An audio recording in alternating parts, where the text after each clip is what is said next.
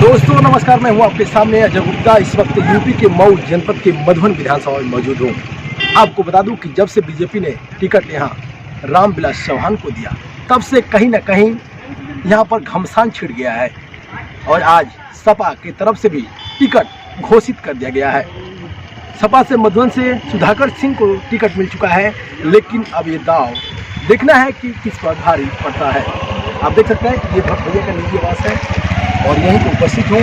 हम भक्त भैया जरूर बात करूँगा, क्योंकि यहाँ पर हर किसी के दिल पर यही था कि भक्त भैया को टिकट मिलेगा, लेकिन ऐसा बीजेपी ने नहीं किया।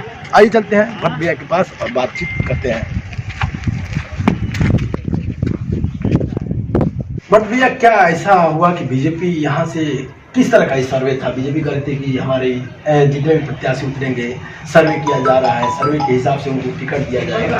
हमको तो नहीं लगता कि आपके जैसा कोई यहाँ पर मेहनत किया है। देखिए, ऐसा है, मैं भरत भैया भारतीय जनता पार्टी विधानसभा 353 मधुबन जनपद मऊ में पार्टी का एक निष्ठावान कार्यकर्ता हूँ और हम लोग लगभग 2.5 दशक से यानी 25 वर्ष से भारतीय जनता पार्टी के कार्यकर्ता के रूप में अनेक दायित्वों का निर्वहन करते हुए 2009 से इस विधानसभा को अपनी कर्मभूमि के रूप में, कार्यक्षेत्र के रूप में चुना। और विधानसभा अपनी बहुत कमजोर बलबंदी समझौते की सीट थी।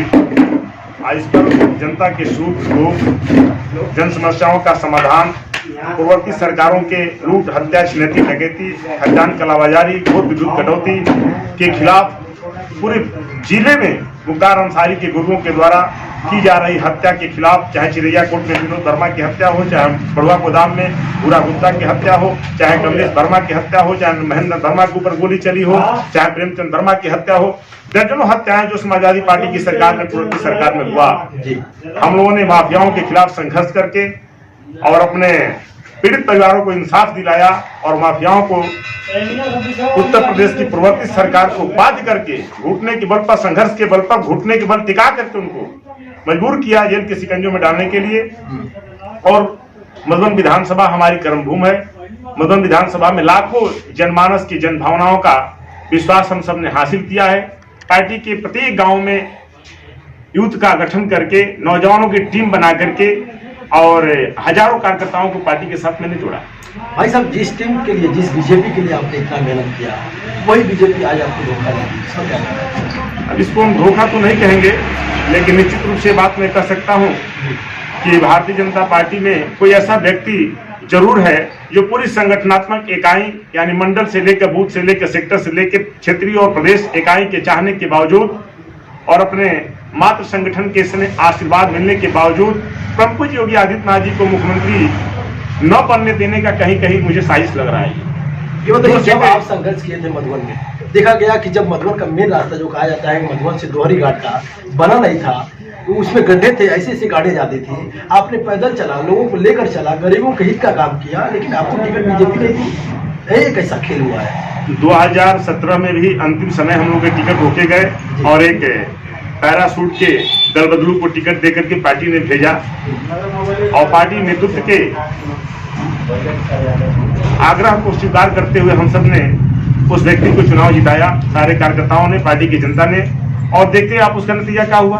5 साल पार्टी में मलाई खा करके, फॉरेस्ट और पॉल्यूशन जैसे विभाग को लेकर के कैबिनेट में, और उन लोगों ने प्रदेश सरकार को पूरे 5 साल जनता के हितों की अनदेखी करते हुए कार्यकर्ताओं के ऊपर मैंने समझिए जुर्म ढाते रहे।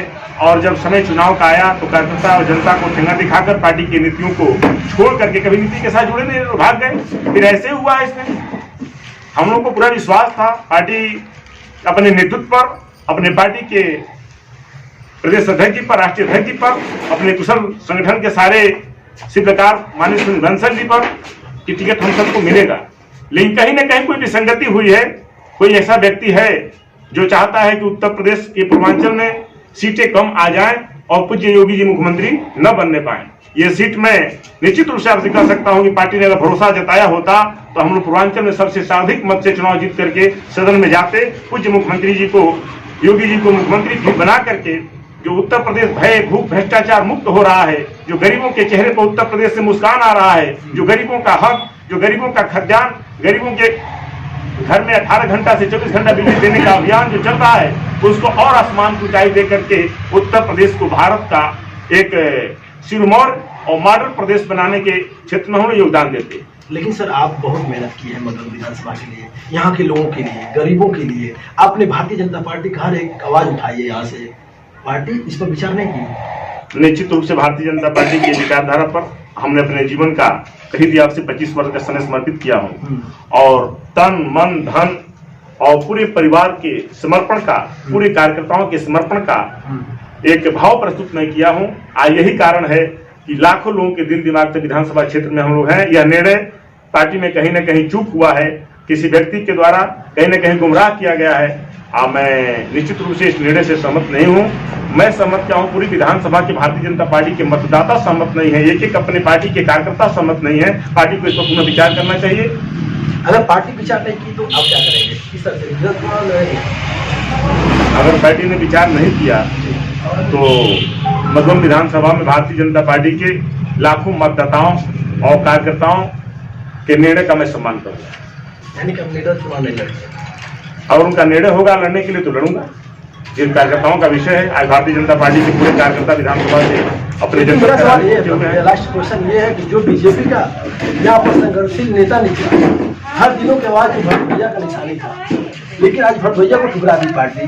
ये पार्टी का किस तरह का सर्वे था? रामविलास कोई जानता नहीं था। ऐसे ही दारा सिंह चौहान को देखा गया 2017 में, जानता नहीं कोई था।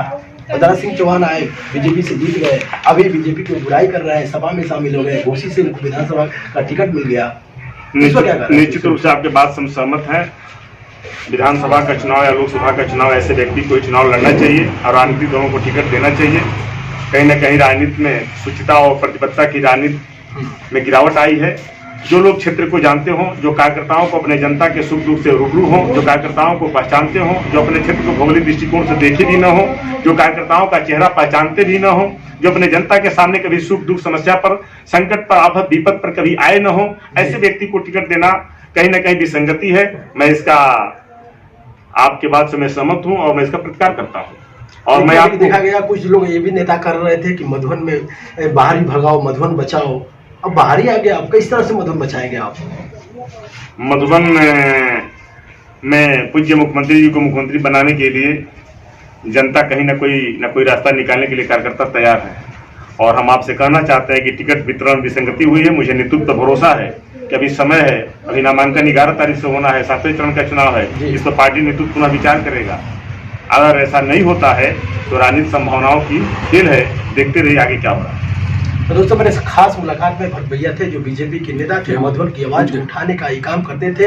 आज से कई वर्षों से ये बहुत ही संघर्ष किए थे मधुबन में, लेकिन बीजेपी ने कहीं ना कहीं इनके साथ घात किया है। देखना यह है कि पार्टी इस पर किस तरह का निर्णय अभी लेती है। भट्ट भैया अभी इस पर कुछ विचार नहीं दे रहे हैं, जैसा लोगों की राय है कि वैसा ही चुनाव लड़ने का काम करेंगे। तो देखिए पूरी